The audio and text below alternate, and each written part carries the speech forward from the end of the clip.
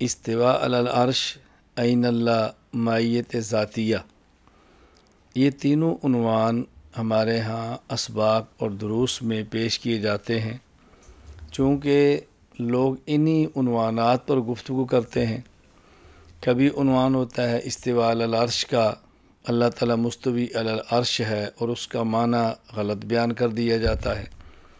کبھی ہوتا ہے عین اللہ، اللہ کہاں پر ہے۔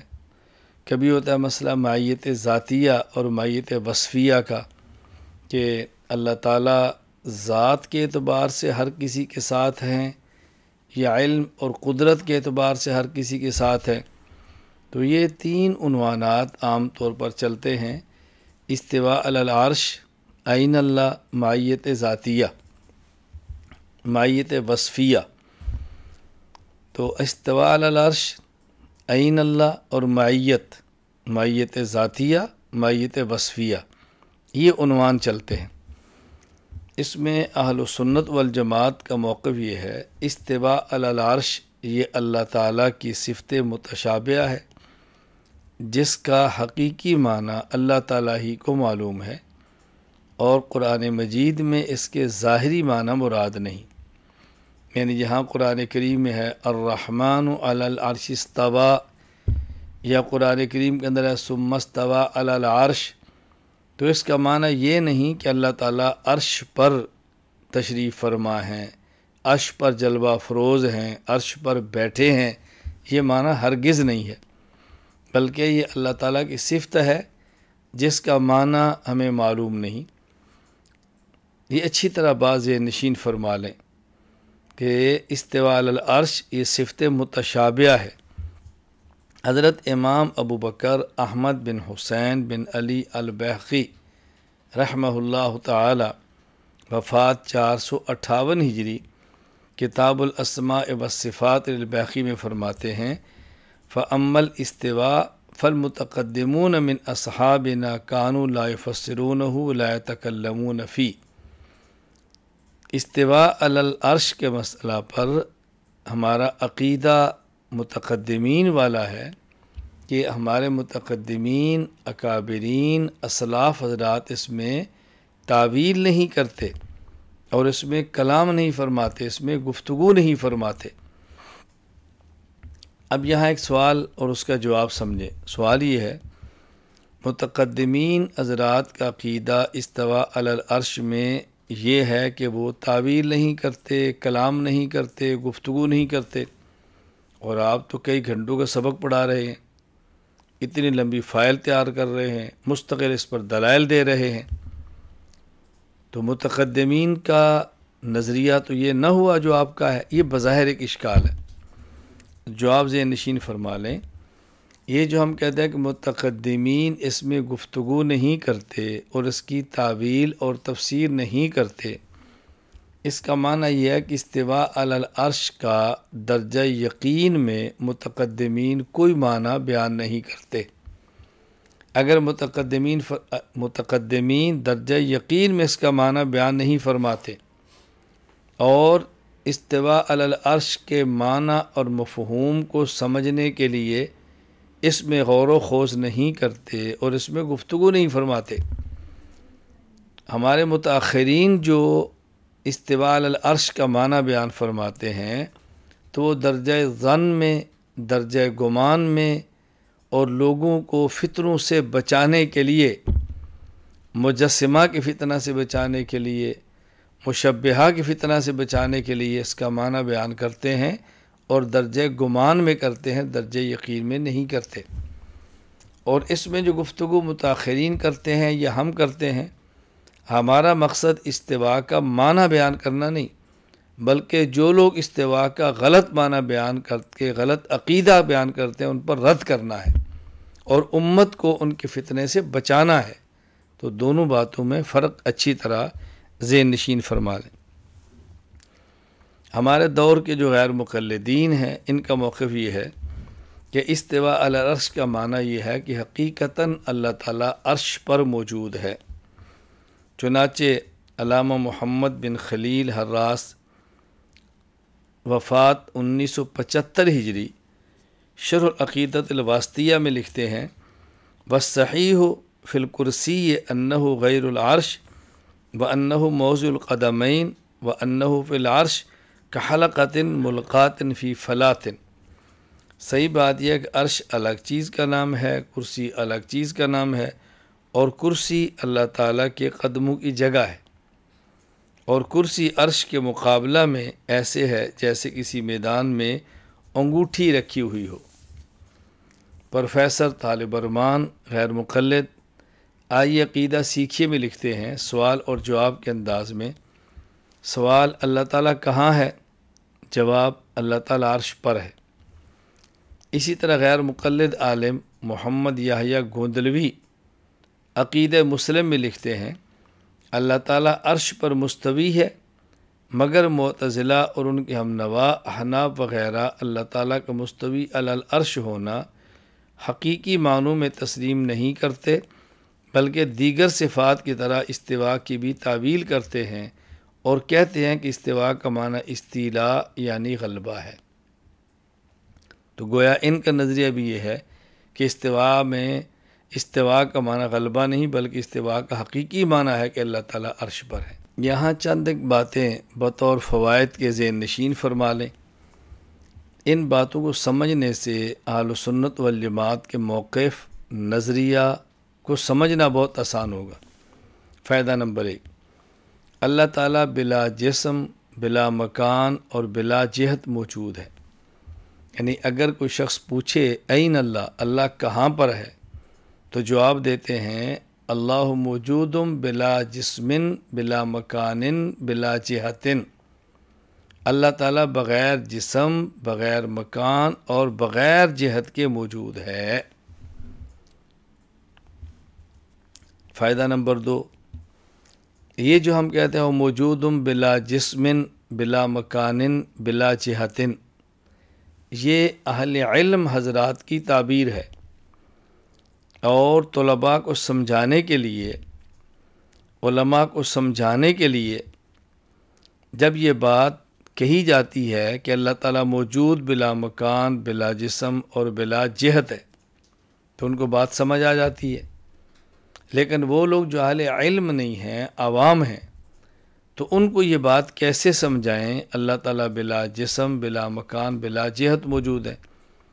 تو ان کو سمجھانے کے لیے تعبیر اختیار کی جاتی ہے کہ اللہ تعالیٰ حاضر اور ناظر ہے، اللہ تعالیٰ ہر جگہ موجود ہے۔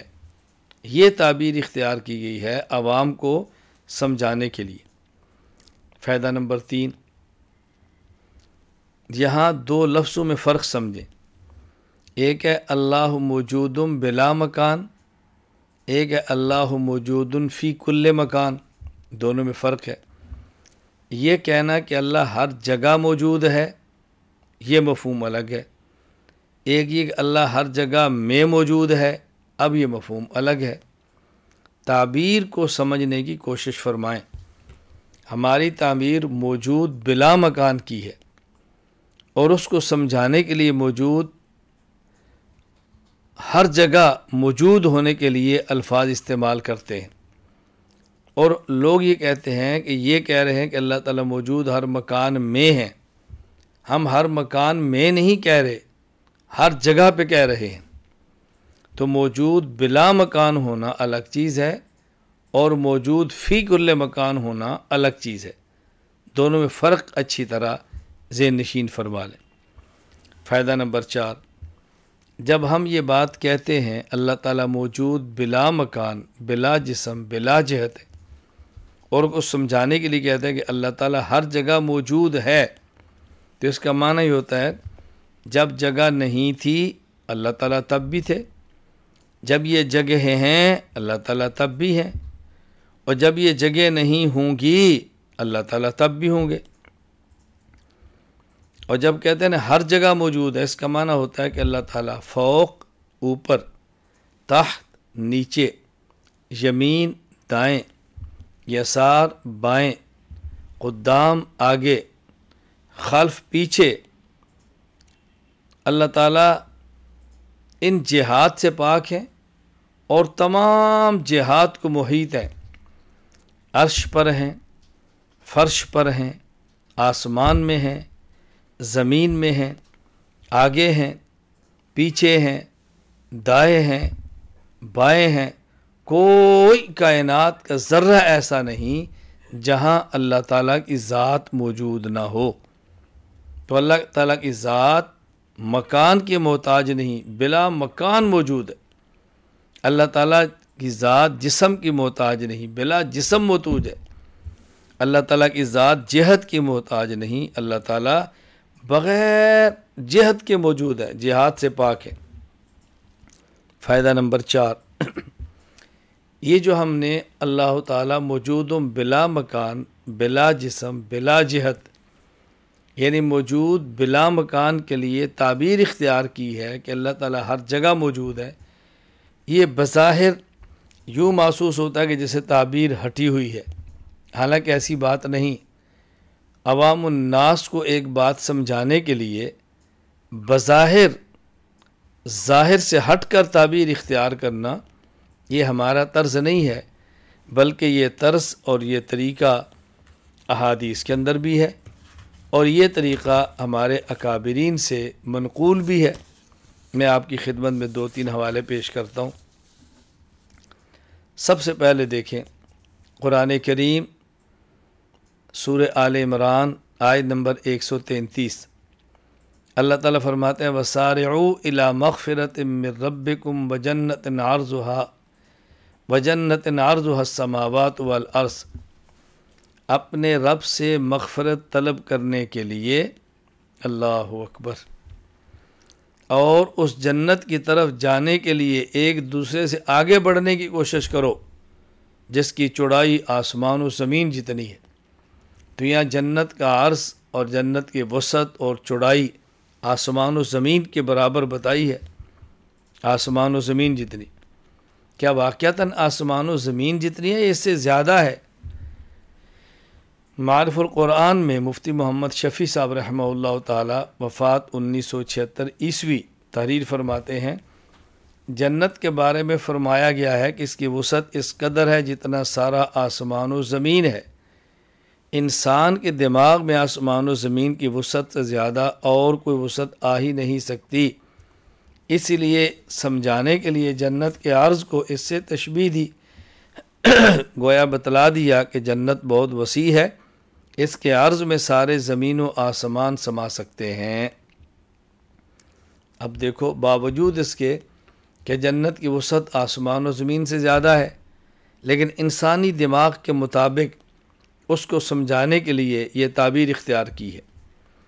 اچھا، اسی طرح سنن ابن ماجہ باب القبلہ، حضرت ابو ہریرہ رضی اللہ تعالیٰ عنہ سے روایت موجود ہے، رسول اکرم صلی اللہ علیہ وسلم فرمایا ما بین المشرق والمغرب قبلہ، یہ اہل مدینہ کو فرمایا کہ چونکہ ان کا قبلہ مغرب کی طرف ہے یا ان کا قبلہ جنوب کی طرف ہے۔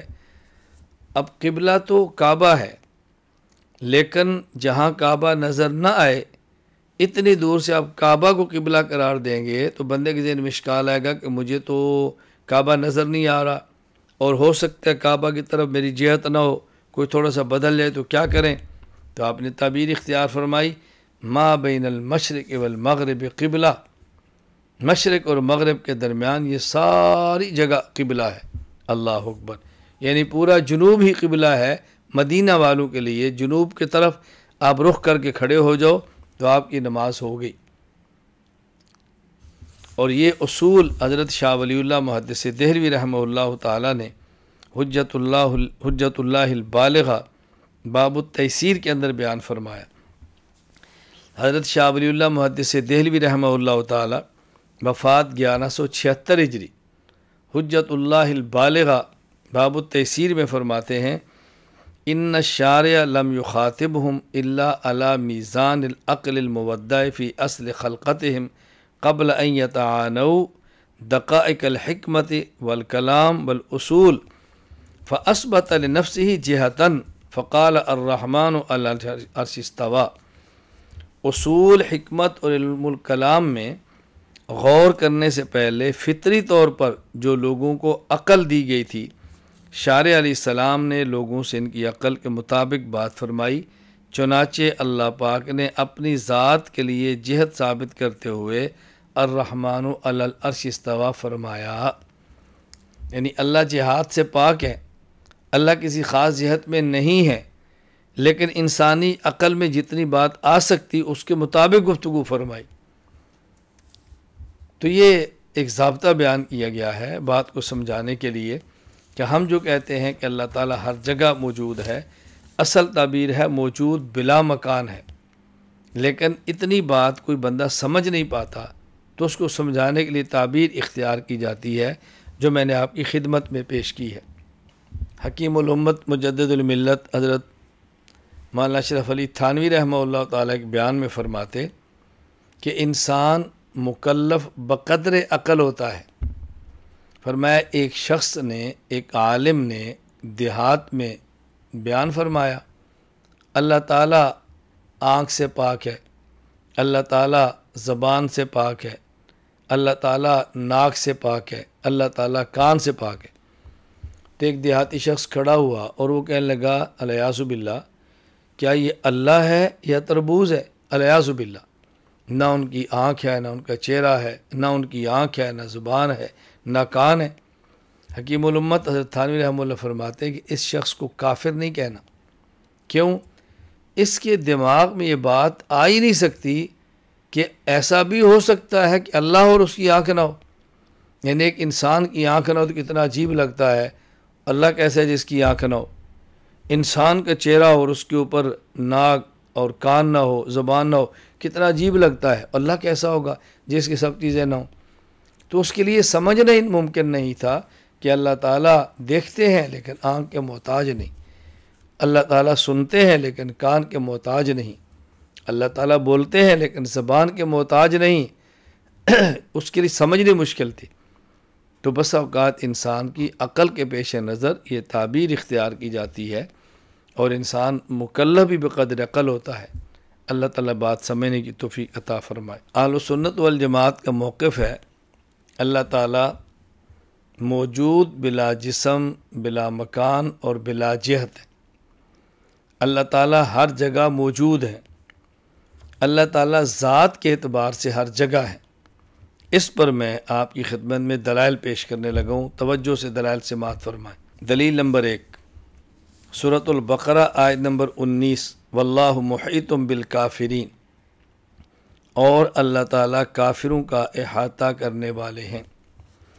حکیم الامت حضرت مولانا اشرف علی تھانوی رحمہ اللہ تعالی وفات 1362 ہجری اپنی تفسیر بیان القرآن میں اس آیت کے تحت فرماتے ہیں، اس میں دلیل ہے قول صوفیہ کی کہ حق تعالیٰ اپنی مخلوق کو ذاتاً محیط ہے، بدون اتصال اور کسی کیفیت کے، نہ محض علم ہی سے محیط ہے۔ یعنی احاطہ علمیہ صرف نہیں ہے بلکہ احاطہ ذاتیہ ہے، اللہ اپنی ذات کے ساتھ محیط ہے۔ دلیل نمبر 2، سورۃ البقرہ آیت نمبر 115، وَلِلَّهِ الْمَشْرِقُ وَالْمَغْرِبُ فَأَيْنَمَا تُوَلُّوا فَثَمَّ وَجْهُ اللَّهِ، مشرق اور مغرب اللہ تعالیٰ ہی کا ہے، تم جس طرف رخ کرو ادھر ہی اللہ تعالیٰ کی ذات موجود ہے۔ کتنا واضح مسئلہ بیان فرما دیا۔ مجھے ایک واقعہ یاد آیا کہ میں بحرین میں تھا، ایک غیر مقلد سے گفتگو ہوئی، مجھے وہ کہنے لگا کہ اللہ تعالیٰ ہر طرف ہے، آپ کے پاس کیا دلیل ہے؟ میں نے قرآن کی آیت پڑھی، وَلِلَّهِ الْمَشْرِقُ وَالْمَغْرِبُ فَأَيْنَمَا تُوَلُّوا فَثَمَّ وَجْهُ اللَّهِ، مشرق بھی اللہ کا، مغرب بھی اللہ کا، جدھر تم رخ کرو ادھر اللہ کی ذات موجود ہے۔ تو مجھے کہنے لگا جی یہاں تو وجہ اللہ ہے، اس سے مراد تو اللہ کا علم اور قدرت ہے۔ میں نے کہا آپ کے پاس کوئی ترجمۃ القرآن موجود ہے؟ اس کے بعد غیر مقلد آل محمد جوناگڑھی صاحب کا ترجمہ موجود تھا، میں نے کہا لاؤ، بلایا تو میں نے کہا کھول کے دیکھو، اب وہاں ترجمہ لکھا ہوا ہے، تم جدھر منہ کرو ادھر منہ اللہ کا۔ میں نے کہا یہاں تو لکھا ہوا ہے منہ، تو منہ علم اور قدرت کا ہوتا ہے یا منہ ذات کا ہوتا ہے؟ تو مجھے کہتا ہے میں اپنے شیخ صاحب سے پوچھ کر بتاتا ہوں۔ میں نے ان سے کہا کہ آپ شیخ صاحب سے نہ پوچھیں، آپ اللہ تعالیٰ سے پوچھیں کہ یا اللہ، یا حنفی عالم آیا ہے ان نے ایک سوال کیا ہے اور میں پھنس گیا ہوں، تو مجھے آپ اپنے کلام کی تفسیر بتا دیں۔ پھر کہتا جی اللہ سے کیسے پوچھ سکتے ہیں؟ تو میں نے کہا بیٹا، جب ہم رسول اللہ صلی اللہ علیہ وسلم کی بات کو سمجھنے کے لیے حضرت امام اعظم ابو حنیفہ کی بات مانیں تو تم کہتے ہو تقلید ہے اور شرک ہے، اور جب تم اللہ کی بات سمجھنے کے لیے اپنے مولوی سے پوچھو گے تو یہ توحید ہوگی، یہ بھی شرک ہوگا نا۔ تو تم براہ راست اللہ سے پوچھ لو۔ کہا جی اللہ سے تو نہیں پوچھ سکتے۔ تو میں نے کیسے ثابت ہوا کہ اللہ کی بات، اللہ کے رسول صلی اللہ علیہ وسلم کی بات سمجھنے کے لیے مجتہد سے بات معلوم کرنا یہ شرک نہیں ہے۔ ہم آج سے 1450 سال پہلے والے شخص سے پوچھیں، ان کی بات کو مان لیں تو شرک، اور تم آج کے بندے کی بات مان لو یہ شرک نہیں ہے۔ یہ پیمانہ الگ الگ نہ رکھو، ترازو دونوں کے لیے ایک رکھو، لینے کا اور دینے کا اور، یہ مناسب نہیں ہے۔ دلیل نمبر 3، سورۃ البقرہ آیت نمبر 186، وَإِذَا سَأَلَكَ عِبَادِي عَنِّي فَإِنِّي قَرِيب، جب آپ سے میرے بندے میرے بارے میں پوچھیں تو آپ کہہ دیں میں تو تمہارے پاس ہی ہوں۔ اللہ اکبر۔ اب دیکھو اللہ تعالیٰ پاس ہیں، اگر ہم کہتے ہیں اللہ تعالیٰ عرش پر ہے تو پاس کیسے ہوئے؟ ہمارے اوپر 7 آسمان اور ہر 2 آسمانوں کے درمیان 500 سال کی مسافت کا فاصلہ، پھر ان کے اوپر کرسی، 7ویں آسمان اور کرسی کے درمیان 500 سال کا فاصلہ، پھر کرسی کے اوپر پانی، کرسی اور پانی کے درمیان 500 سال کا فاصلہ، پھر اس پانی کے اوپر عرش، وہاں 500 سال کا فاصلہ۔ اب بتائیں اگر ہم اللہ کو عرش پر مانیں تو قریب کیسے ہوئے؟ یہ تو بہت دور ہو گئے۔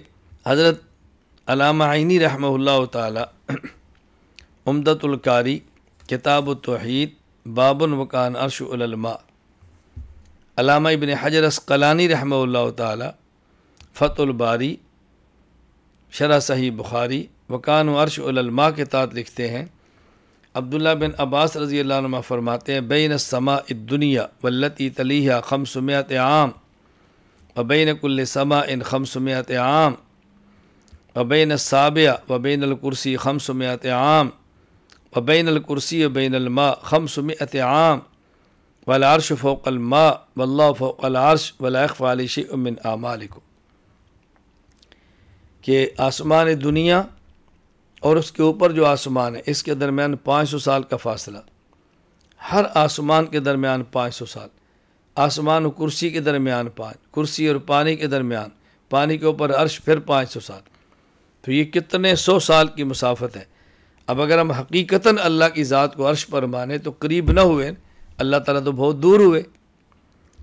اس طرح یہ اچھی طرح واضح نشین فرما لیں، قرآن کریم میں اللہ الذی خلق 7 سماوات، سورۃ الطلاق آیت نمبر 12، اللہ نے 7 آسمان بنائے، واسع کرسی السماوات والارض، سورہ بقرہ آیت نمبر 255، پھر اوپر کرسی، وکان عرش علی الماء، پھر اوپر ماء اور ماء پر عرش، سورہ ہود آیت نمبر 7۔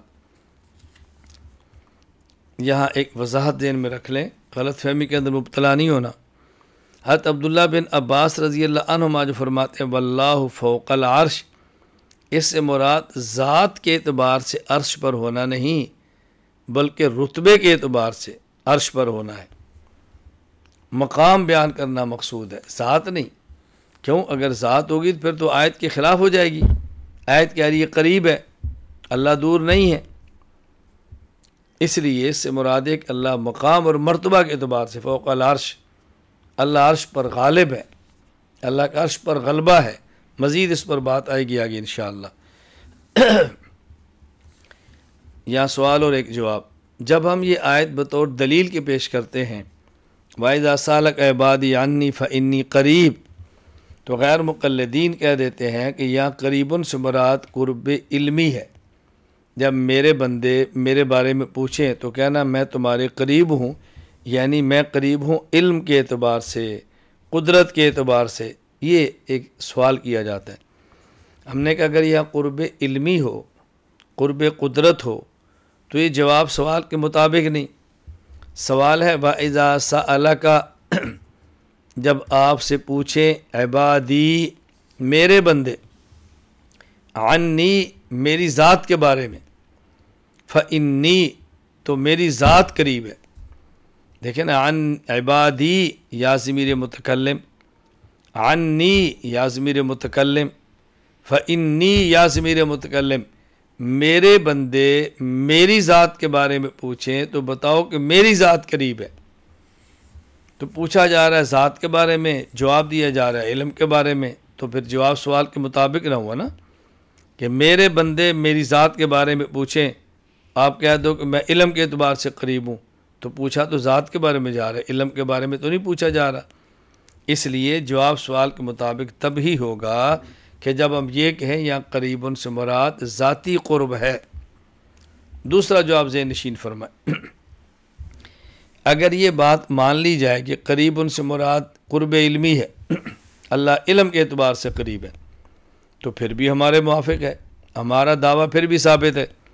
اس کی وجہ یہ ہے اللہ تعالیٰ کی ذات اللہ کی صفات میں تلازم ہے، جہاں ذات وہاں صفت، جہاں صفت وہاں ذات۔ یہ نہیں ہو سکتا کہ ذات صفات سے الگ ہو، قرب علمی ہوگا تو قرب ذاتی بھی ہوگا۔ اس پر حوالہ جات ملاحظہ فرمائیں۔ علامہ ناصر الدین ابو سعید عبداللہ بن عمر شیرازی البیضاوی رحمہ اللہ، وفات 685 ہجری، تفسیر البیضاوی میں فرماتے ہیں تجوز بقرب الذات لقرب العلم لأنہ موجبہ، قرب علمی کی وجہ سے قرب ذاتی مراد لینا بھی درست ہے، کیونکہ قرب علمی کو قرب ذاتی لازم ہے، کیونکہ قرب علمی کو قرب ذاتی لازم ہے، یا کہیں کیونکہ قرب ذاتی کو قرب علمی لازم ہے، تلازم ہے نا دونوں طرف سے۔ اسی طرح علامہ ابو العباس احمد بن محمد بن المہدی الفاسی رحمہ اللہ تعالی، وفات 1224 ہجری، البحر المدید اپنی تفسیر میں فرماتے ہیں اذ الصفۃ لا تفارق الموصوف فاذا كانت المعیۃ بالعلم لازم ان تكون بالذات، اس لیے کہ صفت موصوف سے جدا نہیں ہوتی، جب معیت علمی ہے تو معیت ذاتی بھی ضرور ہوگی، لازم ان یکون المعیت بالذات۔ اسی طرح قطب الارشاد حضرت مولانا رشید احمد گنگوہی رحمہ اللہ، وفات 1323 ہجری، مکاتب رشیدیہ میں تحریر فرماتے ہیں معکم، علم سے معیت تعبیر کرنا کچھ حاجت نہیں، ہوا ضمیر ذات ہے، جہاں علم وہاں ذات، پس تکلف کی کیا حاجت ہے۔ تو معیت ذاتیہ ہے، معیت علمیہ لو تو معیت ذاتیہ خود بخود ثابت ہوگی۔ تیسرا جواب، خود غیر مقلدین صفات کو بغیر تعویل کے مانتے ہیں، تو پھر یہاں تعویل کیوں کرتے ہیں؟ پروفیسر طالب الرحمن آئی عقیدہ سیکھیہ میں لکھتے ہیں اللہ تعالیٰ کی صفات کو حقیقت پر معمول کرتے ہوئے کسی تعویل، کیفیت، تعطیل، تمثیل کے بغیر ایمان لانا چاہیے۔ تو بغیر کسی تعویل کے ایمان لاؤ، تعویل کیوں کرتے ہو؟ یا ضمیر متکلم ہے، قریب اس کی خبر ہے، فإنی قریب، میری ذات قریب ہے، تو بات ختم ہوگی، کیوں تعویل کرتے ہو؟ دلیل نمبر 4، سورۃ النساء آیت نمبر 108، یستخفون من الناس ولا یستخفون من اللہ وہو معہم اذ یبیتون ما لا یرضی من القول، یہ لوگ لوگوں سے شرماتے ہیں اور اللہ پاک سے نہیں شرماتے، حالانکہ جب وہ رات کو ایسی بات کا مشورہ کرتے ہیں جس بات کو اللہ پاک پسند نہیں کرتے، تو اللہ تعالیٰ اس وقت ان کے ساتھ ہوتے ہیں۔ دیکھو یہاں صراحت ہے، وَهُوَ مَعَهُمْ، ہوا ذات کے لیے ہے، اللہ کی ذات ان کی ذات کے ساتھ ہے۔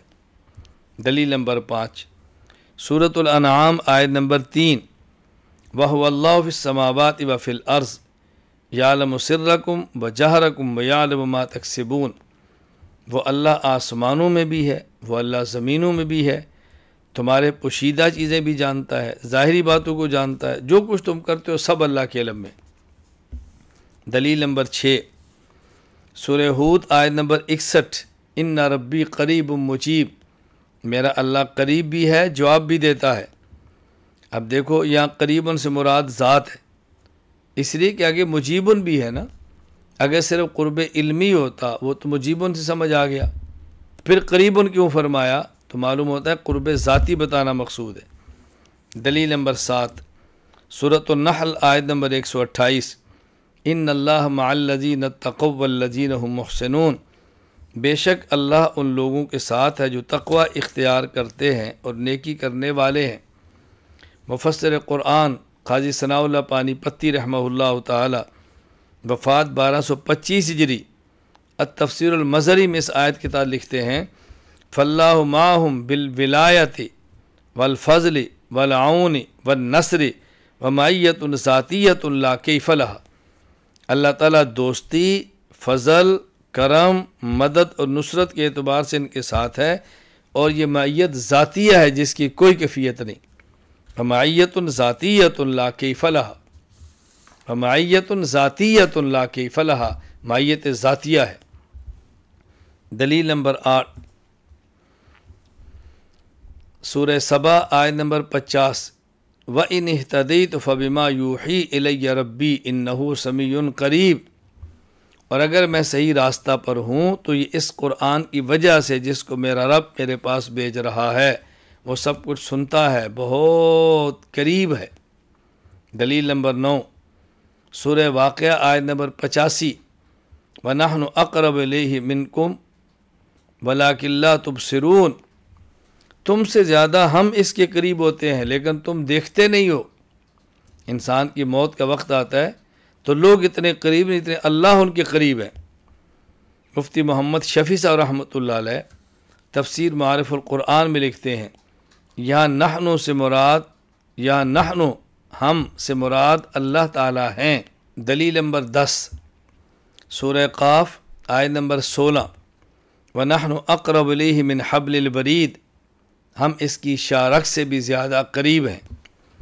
علامہ ناصر الدین ابو سعید عبداللہ بن عمر شیرازی البیضاوی رحمہ اللہ، وفات 685 ہجری، تفسیر البیضاوی میں اس آیت کے تحت لکھتے ہیں تجوز بقرب الذات لقرب العلم لأنہ موجبہ، اس مقام پر قرب علمی کی وجہ سے قرب ذاتی مراد لینا بھی درست ہے، کیونکہ قرب علمی کو قرب ذاتی لازم ہے، یا اس لیے کہ قرب ذاتی و قرب علمی لازم ہے، تو یہاں سے بھی معلوم ہوتا ہے قرب ذاتی ہے۔ علامہ علی بن احمد بن ابراہیم المحائمی الہندی رحمہ اللہ، وفات 835 ہجری، اپنی تفسیر الرحمن میں لکھتے ہیں وَنَحْنُ أَقْرَبُ إِلَيْهِ لَا بِالْمَكَانِ وَلَا بِالزَّمَانِ وَلَا بِالرُّتْبَةِ بَلْ بِالذَّاتِ من غیر اختلاط ولا حلول ولا اتحاد، ہم بندے کی شارک سے زیادہ قریب ہیں۔ اللہ کا یہ قرب مکان، زمان، رتبہ کے اعتبار سے نہیں بلکہ ذات کے اعتبار سے ہے۔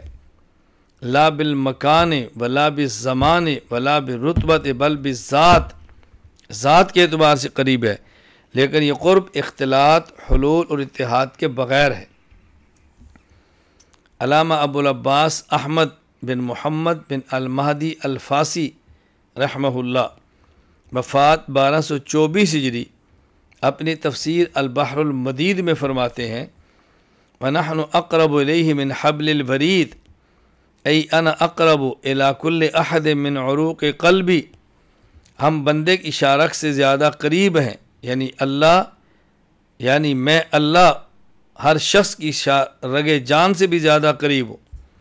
وَهَذَا لِأَنَّ قِيَامَ الْفِعْلِ بِالصِّفَاتِ وَالصِّفَاتُ لَا تُفَارِقُ الذَّاتِ فَالْقُرْبُ بِالْعِلْمِ وَالْقُدْرَةِ وَتَسْتَلْزِمُ الْقُرْبَ بِالذَّاتِ، اس کی وجہ یہ ہے کہ یہ فعل یعنی قریب ہونا، یہ فعل کا قیام صفات کے ذریعے ہوتا ہے اور صفات ذات سے جدا نہیں ہوتی، تو یہاں جو قرب ہے وہ علم اور قدرت کے اعتبار سے ہے جو قرب ذاتی کو مستلزم ہے۔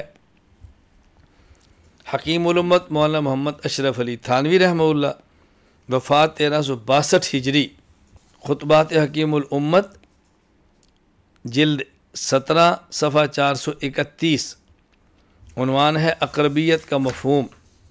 حضرت فرماتے ہیں مثلاً جو دو کاغذ گوند سے چپکا دیے گئے وہ ایک دوسرے سے اتنے قریب نہیں بلکہ گوند جو کہ واسطہ ہے وہ زیادہ قریب ہے۔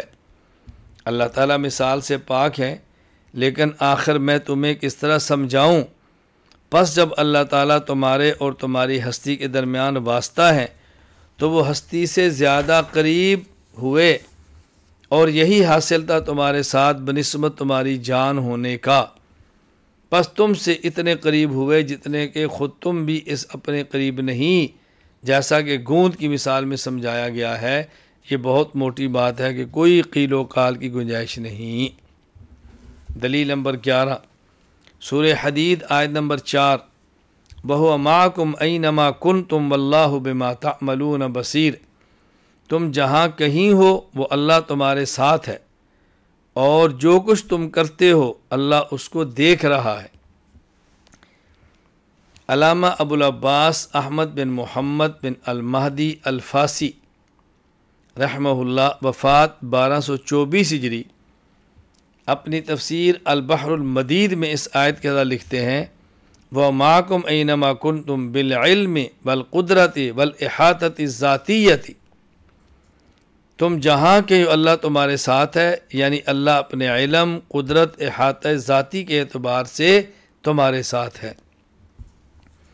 علامہ الفاسی مزید البحر المدید میں لکھتے ہیں وَمَعَكُمْ أَيْنَمَا كُنْتُمْ بِذَاتِهِ وَصِفَاتِهِ عَلَى مَا يَلِيقُ بِجَلَالِ قُدْسِهِ وَكَمَالِ كِبْرِيَائِهِ إِذِ الصِّفَةُ لَا تُفَارِقُ الْمَوْصُوفَ فَإِذَا كَانَتِ الْمَعِيَّةُ بِالْعِلْمِ لَازِمًا أَن تَكُونَ بِالذَّاتِ فَفْهَمْ وَسَلِّمْ إِن لَّمْ تَذُقْ۔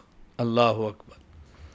تم جہاں کہیں ہو اللہ اپنی ذات اور صفات کے اعتبار سے تمہارے ساتھ ہے، جیسا کہ اس کی عظمت شان کمال کبریائی کے لائق ہے۔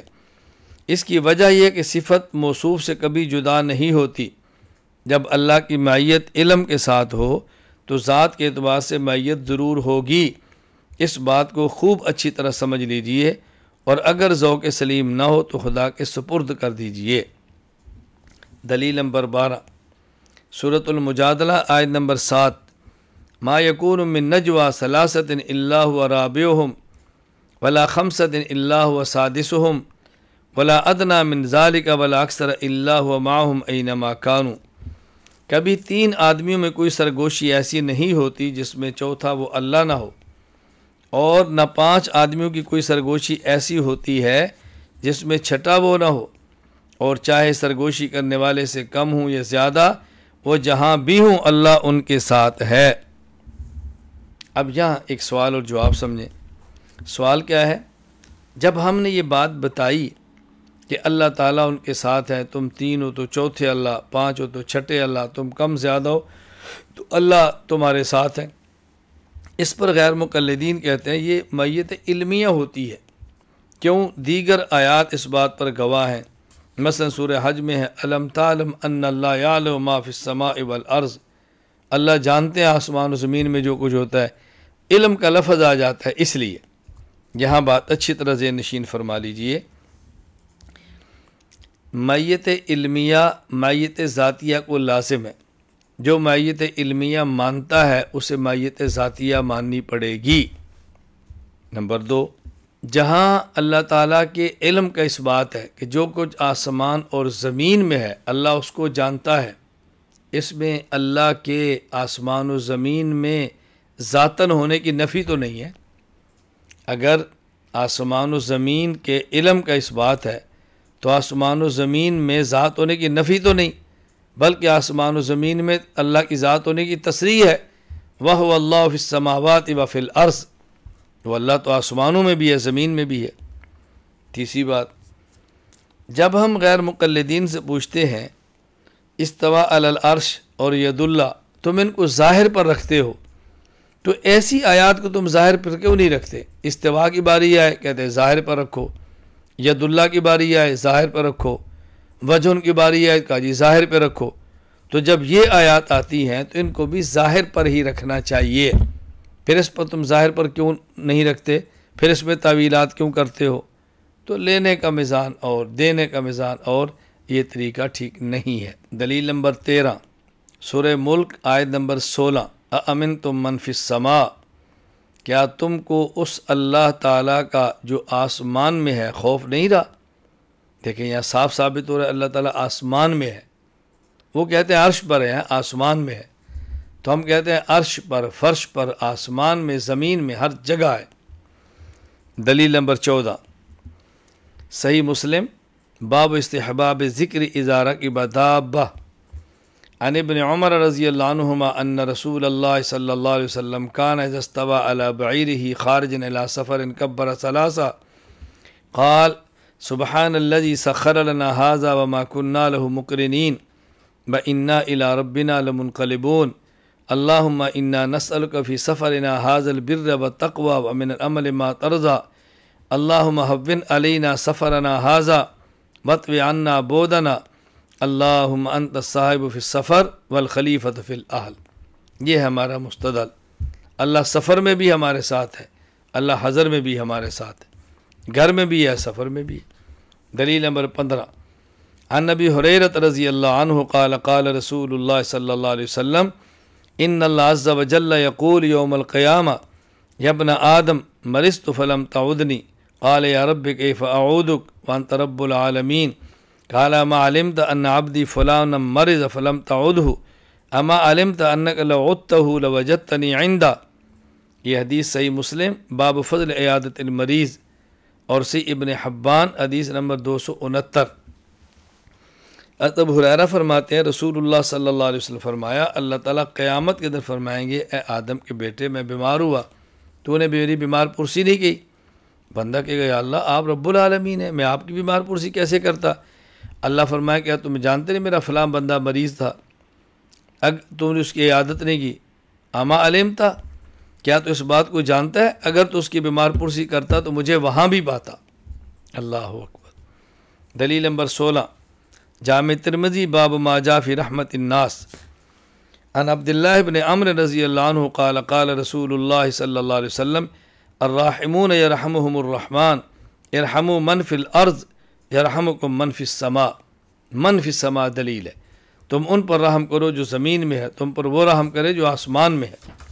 دلیل نمبر 17 سنن ابی داؤد جلد نمبر 2 صفحہ 187 عن ابی الدرداء رضی اللہ تعالی عنہ قال سمعت رسول اللہ صلی اللہ علیہ وسلم یقول من اشتکا منکم شیئا او اشتکاہ اخ اللہ فلیقل ربنا اللہ الذی فی السماء تقدس اسمک امرک فی السماء والارض کما رحمتک فی السماء فاجعل رحمتک فی الارض اغفر لنا حوبنا وخطایانا انت رب الطیبین انزل رحمتا من رحمتک وشفاء من شفائک علی ھذا الوجع فیبرأ۔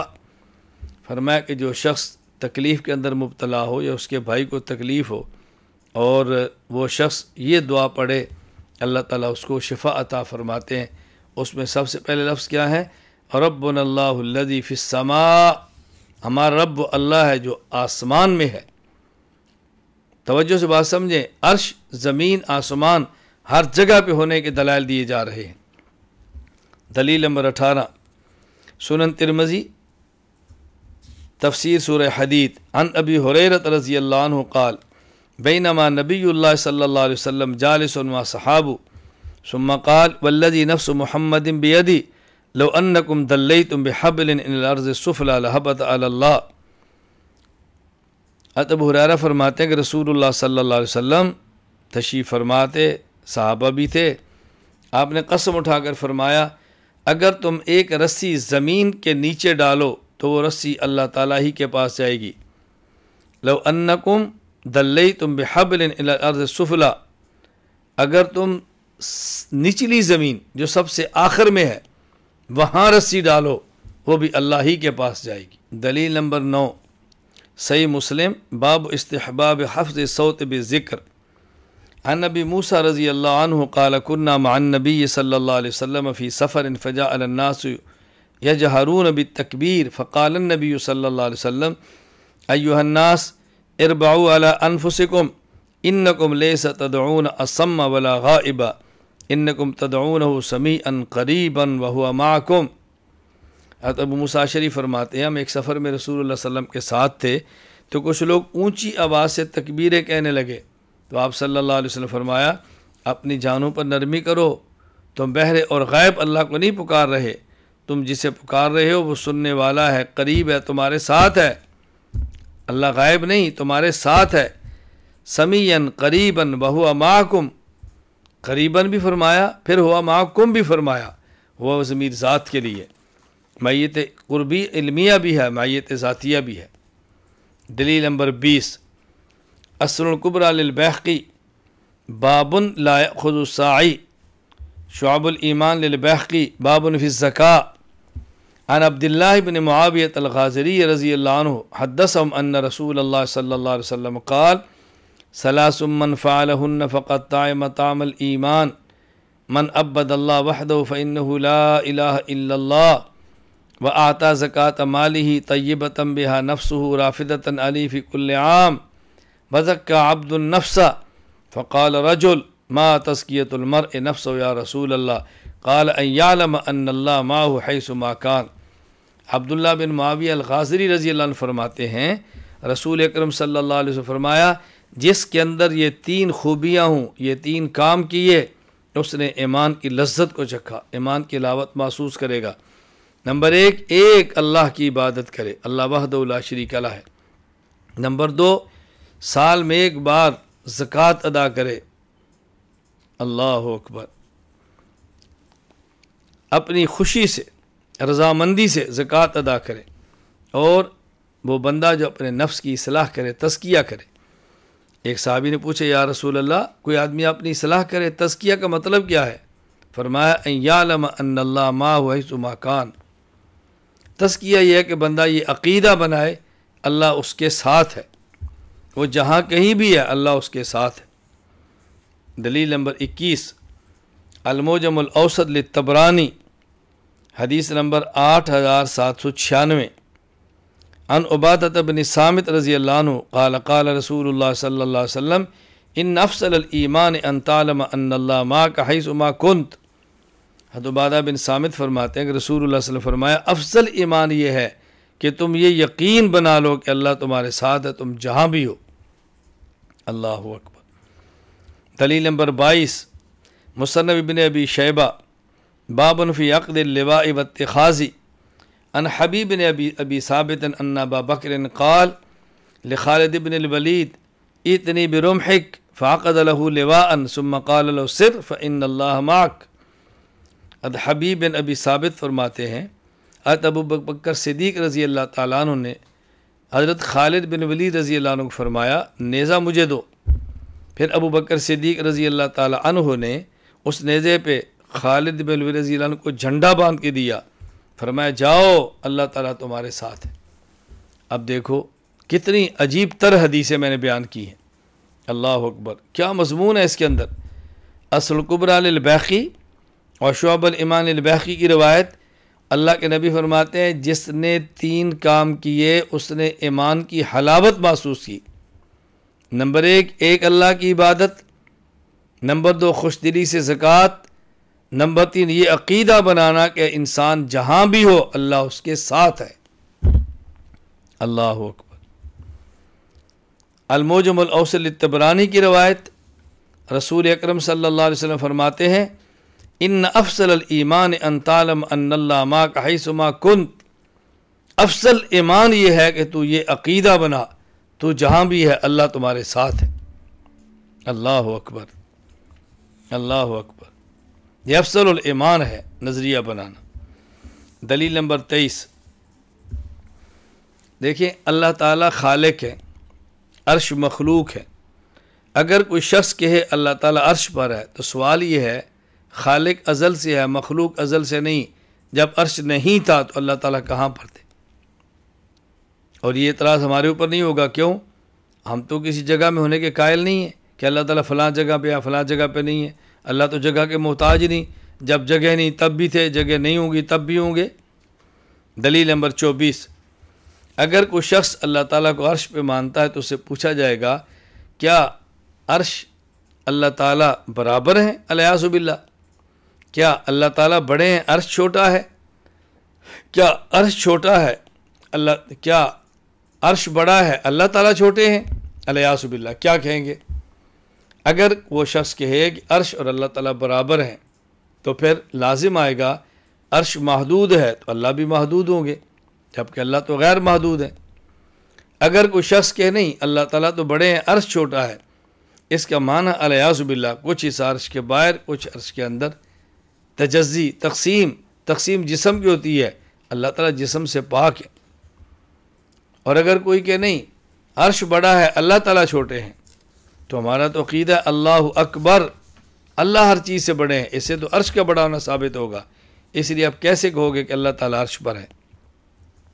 دلیل نمبر 25، اللہ تعالیٰ خالق ہے جو کہ غیر محدود ہے، عرش مخلوق ہے جو کہ محدود ہے۔ اگر اللہ تعالیٰ کو عرش پر مانے تو لازم آئے گا کہ غیر محدود محدود میں سما جائے، غیر محدود محدود میں نہیں سما سکتا۔ دلیل نمبر 26، اگر اللہ تعالیٰ کو حقیقی وجود کے ساتھ عرش پر مانے تو حقیقی وجود کے ساتھ ہونا خاصیت جسم کی ہے، اللہ تعالیٰ جسم سے پاک ہے۔ کیوں؟ جسم مرکب ہوتا ہے، مرکب حادث ہے، اللہ حادث نہیں، اللہ قدیم ہے، اس لیے اللہ کو صرف عرش پہ نہیں مان سکتے۔ دلیل نمبر 27، اگر کوئی شخص اللہ تعالیٰ کو حقیقتاً عرش پر مانے تو عرش اللہ تعالیٰ کے لیے مکان ہوگا، اللہ تعالیٰ مکین ہوں گے، اور مکان مکین سے بڑا ہوتا ہے تو ماننا پڑے گا عرش اللہ سے بڑا ہے، جبکہ عرش نہیں، اللہ سب سے بڑے ہیں۔ دلیل نمبر 28، اگر اللہ تعالیٰ کو حقیقتاً عرش پر مانے تو اللہ تعالیٰ کے لیے جہت فوق، اوپر کی جہت ماننی پڑے گی، اور اللہ تعالیٰ جہت ستہ سے پاک ہے۔ کیوں؟ جہت کی حد ہوتی ہے، اللہ تعالیٰ کی کوئی حد نہیں، اللہ تعالیٰ غیر محدود ہے، ماننا پڑے گا، صرف اللہ عرش پہ نہیں۔ دلیل نمبر 29، اگر اللہ تعالیٰ کو حقیقتاً عرش پر مانے تو پھر اللہ تعالیٰ کے لیے جہت مانیں گے، اور جہت کی حد ہوتی ہے اور حد جسم کی ہوتی ہے، اللہ تعالیٰ جسم سے پاک ہے، ماننا پڑے گا اللہ تعالیٰ عرش پہ نہیں، صرف عرش پہ نہیں۔ دلیل نمبر 30، اگر اللہ تعالیٰ کو فوق العرش عرش پر مانے، عرش محیط ہوگا، اللہ محاط ہوں گے، عرش گھیرنے والا ہوگا، اللہ کو گھیرا ہوگا، حالانکہ قرآن کا فیصلہ ہے وَكَانَ اللَّهُ بِكُلِّ شَيْءٍ مُحِيطًا، اللہ تعالیٰ محیط ہیں، محاط نہیں ہیں، تو اللہ کو نہیں گھیر رہا، اللہ گھیر رہے ہیں۔ اللہ تعالیٰ کی ذات ہر جگہ پر ہے، اللہ تعالیٰ ذات کے اعتبار سے ہر جگہ پر ہیں، اللہ تعالیٰ ذات، علم، قدرت کے اعتبار سے ہر جگہ پر ہیں۔ معیت ذاتیہ، اللہ تعالیٰ کے ہر جگہ ہونے پر میں نے 30 دلائل پیش کیے ہیں، 13 آیات، 9 احادیث، 8 عقلی دلائل، 8 عقلی دلائل پیش کیے ہیں، حوالہ جات پیش کیے ہیں کہ اللہ کی ذات ہر جگہ پر ہے، اللہ کی ذات ہر کسی کے ساتھ ہے۔